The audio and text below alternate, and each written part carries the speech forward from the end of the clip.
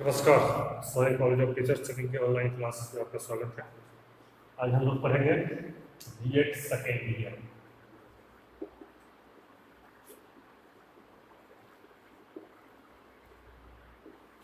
BEd second year paper code C8, paper का नाम ज्ञान एवं पाठ्यक्रम नावेल एंड पेंटिंग। तो इसका अभी फर्स्ट यूनिट चल रहा है। पिछले क्लासेस में आपने देखा होगा शिक्षा, ज्ञान एवं दर्शन के बीच अंतर संबंध की समझ, ये टॉपिक चल रहा है। इसके अंतर्गत हमने शिक्षा पढ़ लिया और दर्शन का अर्थ और परिभाषा जान लिया। आज हम दर्शन के प्रकार के बारे में जानेंगे। तो आज हम शुरू कर रहे हैं दर्शन के प्रकार।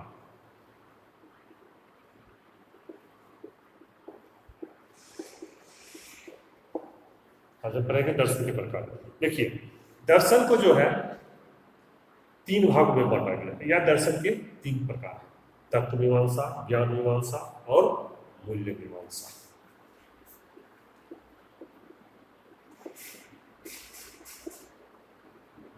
तत्व मीमांसा,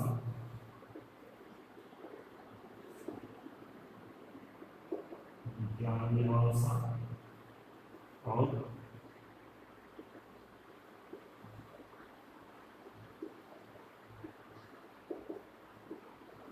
और मूल्य मीमांसा। तो आपको इस तीनों में जो मुख्यतः पढ़ने हैं वो पढ़ने हैं आपको ज्ञान मीमांसा के बारे में। आपके सिलेबस के अनुसार सबसे अधिक आपका जो दिया गया है वह है ज्ञान मीमांसा आपको पढ़ना है। थोड़ी सी तत्व मीमांसा के बारे में हम इंट्रोडक्शन जानेंगे, परिचय जानेंगे, और मूल्य मीमांसा आपके सिलेबस में है कि नहीं, ये आगे है, एंड में जब चाहिएगा तब पढ़ना है। तो हम शुरू करते हैं तत्व मीमांसा।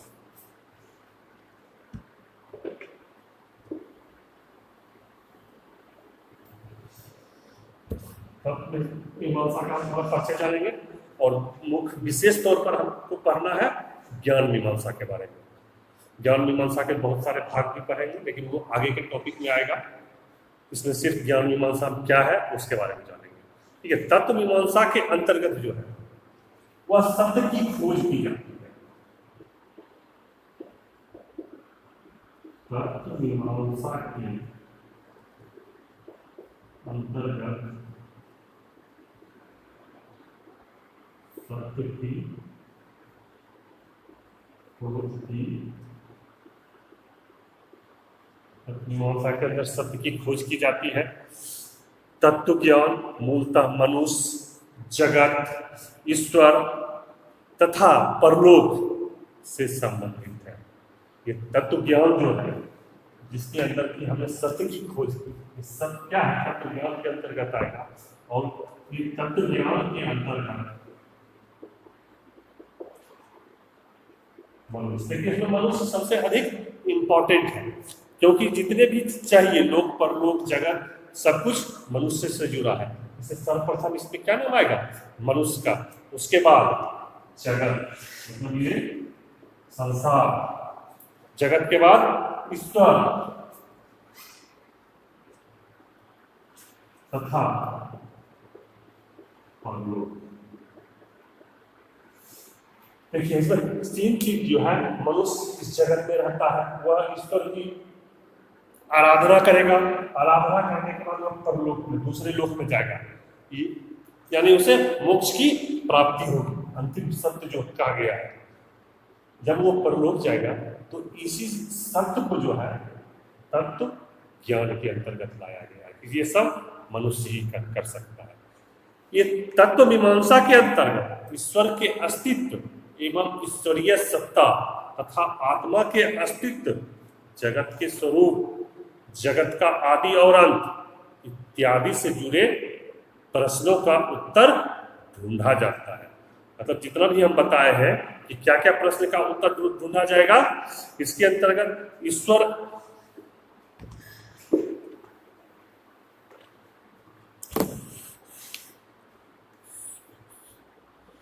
इसके अंतर्गत जो तत्व मीमांसा के अंदर क्या जुड़ गया, ईश्वर के अस्तित्व, ईश्वर का अस्तित्व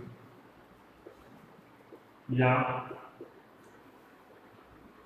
ईश्वरीय सत्ता। ये महत्वपूर्ण प्रश्न का उत्तर ढूंढा जाता है कि ईश्वर का अस्तित्व है या नहीं है। अगर है तो उसकी सत्ता क्या है, वो कैसे हम उन्हें प्राप्त कर सकते हैं, वो किस रूप में रहते हैं, इसका उत्तर ढूंढा जाता है। और आत्मा का अस्तित्व और आत्मा का अस्तित्व,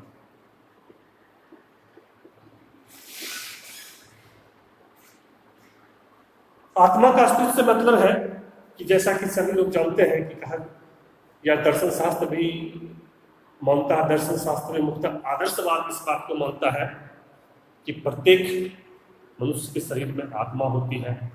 अगर मनुष्य सदकर्म करेगा तो उस आत्मा का परमात्मा से मिलन होकर के परमात्मा में विलय हो जाएगा। तो ये तत्व मीमांसा के अंतर्गत इसका उत्तर ढूंढा जाता है, क्या सही में आत्मा का अस्तित्व है, अथवा आदर्शवाद जो कह रहा है कि आत्मा है वह सिर्फ एक बकवास है या थोड़ा झूठा है। तो इसका उत्तर हम ढूंढते हैं वह तत्व मीमांसा के अंतर्गत। उसके बाद इसके अंतर्गत और प्रश्न का उत्तर जो ढूंढते हैं वह है जगत का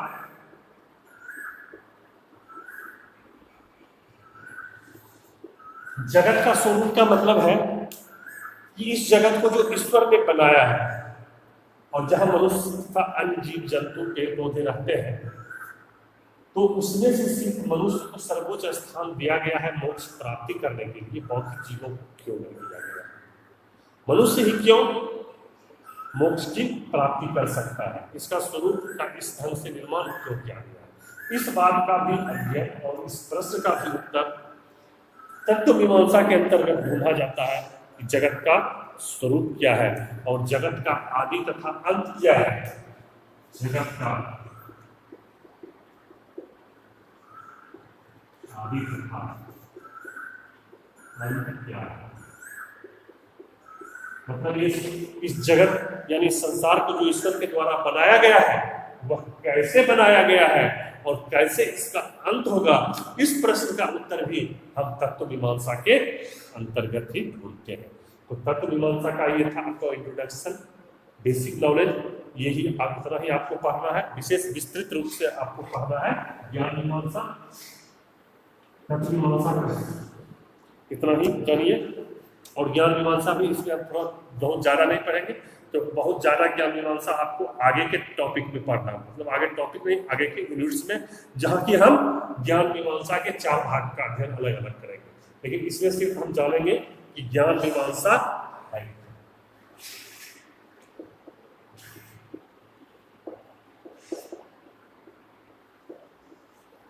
देखिए, सत्य संबंधी ज्ञान का विकास करता है। जबकि आपने तत्व मीमांसा में क्या कहा पढ़े थे कि तत्व मीमांसा सत्य की खोज करता है। खोज जो करेगा वह तत्व मीमांसा के अंतर्गत आ जाएगा। और सत्य संबंधी जो ज्ञान का विकास करेगा, वहां से खोज लिए और उसका हमने अपने मस्तिष्क के अंदर ला करके उसका पालन करना शुरू कर दिए, उस पर उसके पथ पर चलना शुरू कर दिए, विकास के मार्ग पर अग्रसर हो गए, तो वह आ जाएगा ज्ञान मीमांसा के अंतर्गत। तो सत्य संबंधी ज्ञान का विकास करता है। सत्य संबंधी ज्ञान का विकास ज्ञान मीमांसा के अंतर्गत क्या होता है? सर्वप्रथम सत्य संबंधी जो ज्ञान है उसका हम विकास करते हैं। और ज्ञान मीमांसा के अंतर्गत ज्ञान से संबंधित बहुत सारे प्रश्नों का उत्तर ढूंढा जाता है। ज्ञान से संबंधित बहुत सारे प्रश्नों का उत्तर ढूंढेंगे, जैसे कि ज्ञान क्या है, इसका उत्तर जो हम ढूंढेंगे कि ज्ञान है क्या, वह आएगा ज्ञान मीमांसा के अंतर्गत। और ज्ञान क्या, इसके बारे में हम आगे पढ़ेंगे। ज्ञान आपको टॉपिक ही पढ़ना है, उसमें हम बताएंगे। केवल इसमें जानिए कि ज्ञान मीमांसा के अंतर्गत किन किन प्रश्नों का हम उत्तर ढूंढते हैं। अभी यहाँ हम ये सिर्फ बता रहे हैं, पहला ढूंढते हैं, उत्तर ढूंढते हैं ज्ञान क्या है। उसके बाद ज्ञाता और ज्ञेय में क्या अंतर है।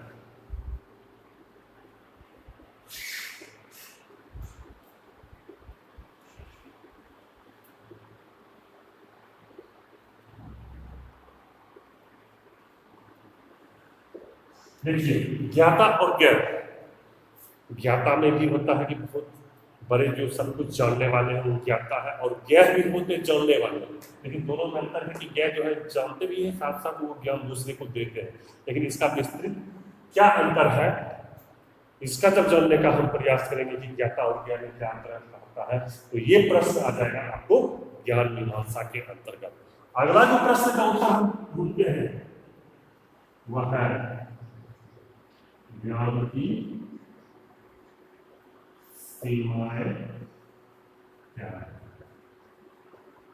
ज्ञान की सीमाएं क्या है, ज्ञान की सीमा कहां तक हो सकती है, इस प्रश्न का जो हम उत्तर ढूंढेंगे वह भी आएगा ज्ञान मीमांसा के अंतर्गत। इसलिए अगला जो प्रश्न हम उत्तर ढूंढते हैं वह है ज्ञान का स्वरूप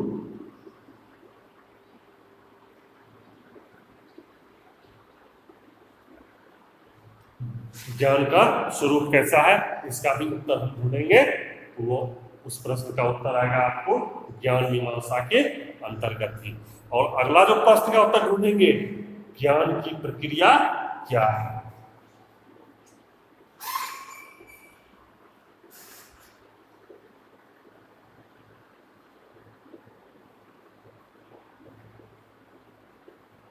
ज्ञान की प्रक्रिया के बारे में अगर ढूंढेंगे तो वह ज्ञान मीमांसा के अंतर्गत ही आएगा। और अंतिम प्रश्न जिसका उत्तर हम ज्ञान मीमांसा ढूंढते हैं कि ज्ञान का विज्ञान और दर्शन से क्या संबंध है। ज्ञान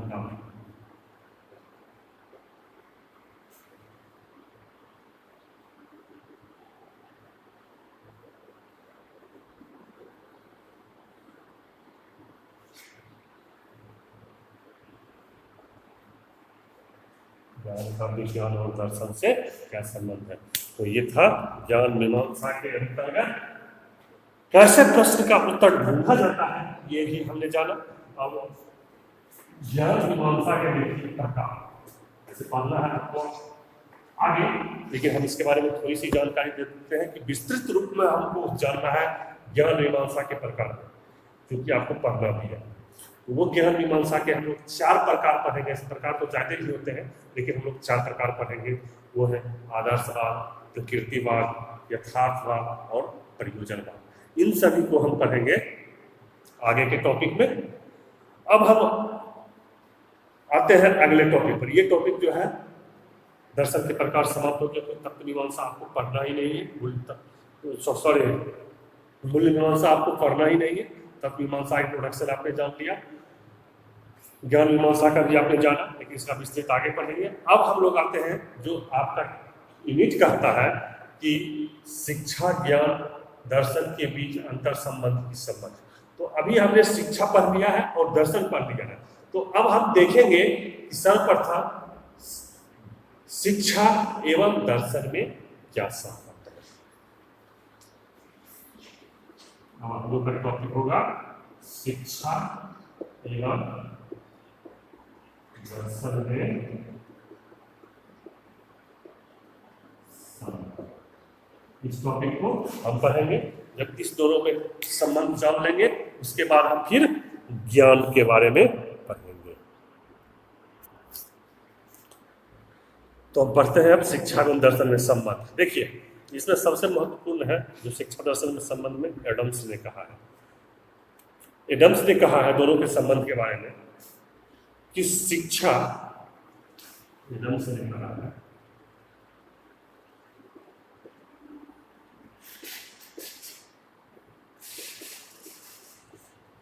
एडम्स कहा है कि शिक्षा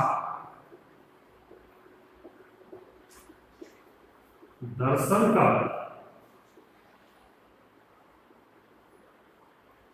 क्रियाशील पहलू। शिक्षा दर्शन का क्रियाशील पहलू है। मतलब क्या, दर्शन के अंतर्गत शिक्षा आ गया कि जो हम क्रिया कर रहे हैं वह दर्शन का क्रियाशील पहलू बन गया। यहाँ उन्होंने दर्शन के अंतर्गत शिक्षा को ला दिया कि अगर दर्शन नहीं है तो मतलब शिक्षा नहीं है। ये उन्होंने दर्शन के बारे में कहा।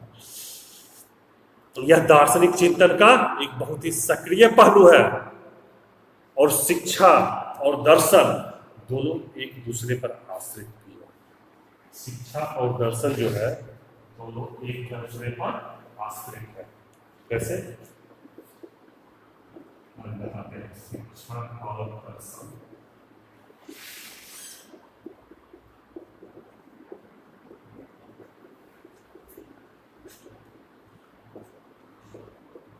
शिक्षा और दर्शन एक दूसरे पर आश्रित है। देखिए अनेक ऐसे कारण हैं कि जिसके द्वारा शिक्षा दर्शन पर आश्रित रहती है और दर्शन को शिक्षा का सहारा लेना पड़ता है। मतलब कि दर्शन के बिना शिक्षा नहीं हो सकता और शिक्षा के बिना दर्शन नहीं हो सकता है। दोनों को एक दूसरे का सहारा लेना ही पड़ता है। तो सर्वप्रथम हम इसमें जानेंगे कि किन कारणों से शिक्षा दर्शन पर आधारित है। फिर पढ़ेंगे किन कारणों से दर्शन पर शिक्षा आधारित। शिक्षा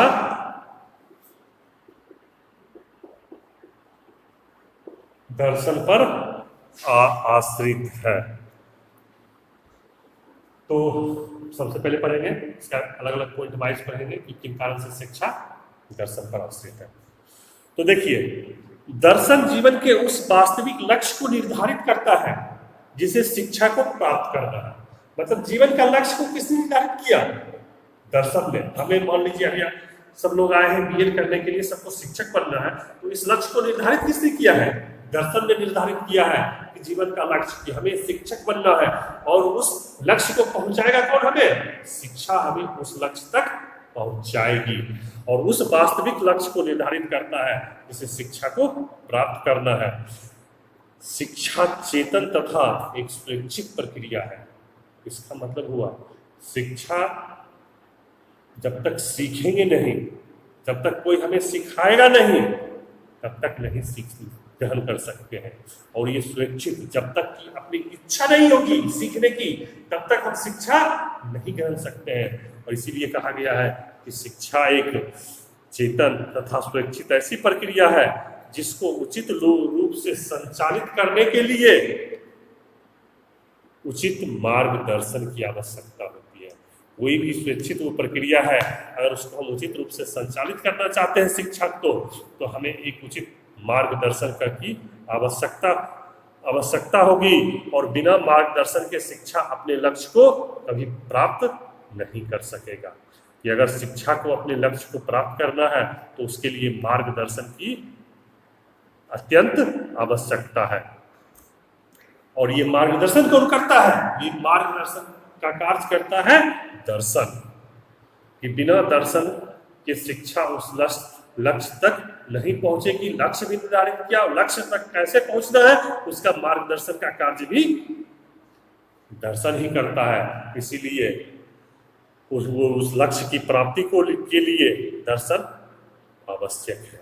तो इसीलिए कहा गया है कि शिक्षा दर्शन के लक्ष्यों तक तभी पहुंच सकती है जब दर्शन फिर उसको लक्ष्य तक पहुंचने के लिए उसका उचित मार्गदर्शन करते हैं। इसीलिए स्पेंसर ने कहा है कि वास्तविक शिक्षा का संचालन वास्तविक दर्शन ही कर सकता है। ये स्पेंसर के द्वारा कहा गया है कि वास्तविक शिक्षा का संचालन वास्तविक दर्शन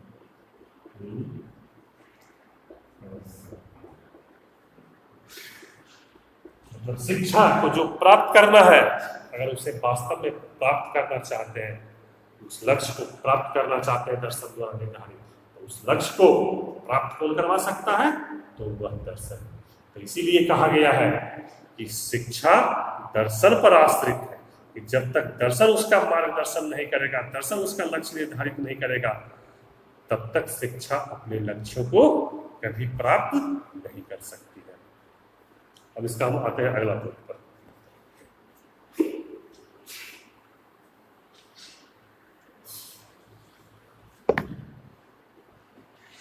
दूसरा कि कैसे शिक्षा दर्शन पर आश्रित है।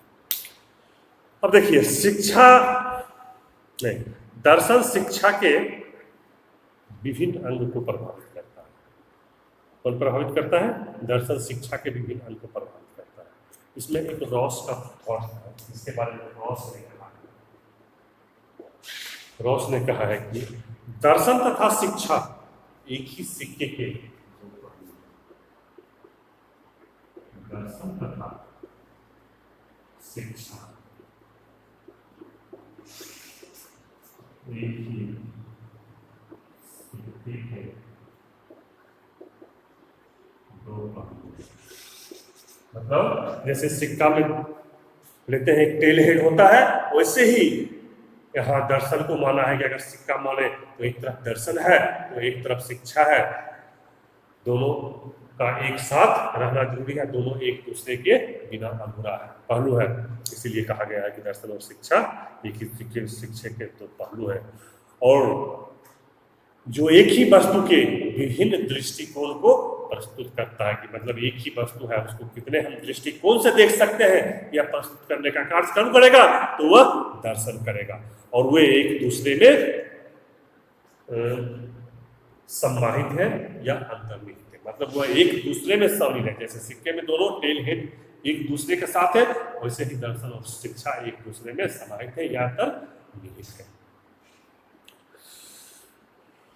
दर्शन तथा शिक्षा का संबंध इतना घनिष्ठ है कि दोनों को कभी अलग नहीं किया जा सकता है। जैसे सिक्का में टेल और हेड को हम अलग नहीं कर सकते हैं, वैसे ही दर्शन और शिक्षा को कभी भी अलग नहीं किया जा सकता। अगर दोनों को अलग करने का प्रयास करेंगे तो फिर किसी का न दर्शन का महत्व रहेगा, फिर न शिक्षा का महत्व रहेगा। दर्शन अगर लक्ष्य निर्धारित कर भी देगा तो अगर शिक्षा ही नहीं रहेगी तो उस लक्ष्य तक पहुंचेगा कैसे? अगर शिक्षा ही रहेगी, दर्शन लक्ष्य निर्धारित नहीं करेगा और मार्गदर्शन ही नहीं रहेगा तो फिर उस शिक्षा का बिना लक्ष्य का क्या फायदा है? इसीलिए कहा गया कि दोनों को एक दूसरे से कभी अलग नहीं किया जा सकता है।